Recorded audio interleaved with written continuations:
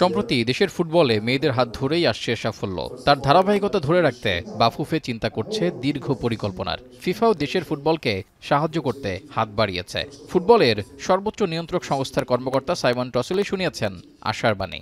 We have witnessed the qualification of not only the women's senior national team but as well of the under-20 national team to the coming up AFC Women's Asian Cup competition. বরাবরের মতো বাফুফে সভাপতি তাবিথ আওয়ালও পুরোদমে কাজ করার আশা জানিয়েছেন। মেয়েদের football অদূর ভবিষ্যতে ভালো একটা অবস্থানে পৌঁছবে বলে মনে করেন তিনি। পাশাপাশি দেশের নাম ও ফুটবল খেলে নিজেদের আর্থিকভাবে শক্ত অবস্থানে নিয়ে যেতে পারবে মেয়েরা, সেই পরিকল্পনা নিয়ে আগাচ্ছে ফেডারেশন।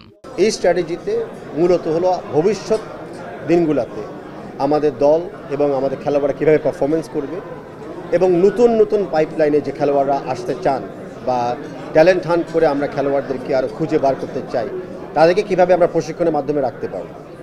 আর সেকেন্ড পার্টটা হবে যে আলটিমেটলি প্রফেশনাল জায়গাটা কীভাবে আমরা তৈরি করতে পারব। সম্প্রতি দেশের ক্রীড়াঙ্গনে নারী খেলোয়াড়দের অভিযোগ অনুযোগে এই ক্ষেত্রটিতে মেয়েদের কাজ করার পরিবেশ সম্পর্কে প্রশ্ন উঠেছে।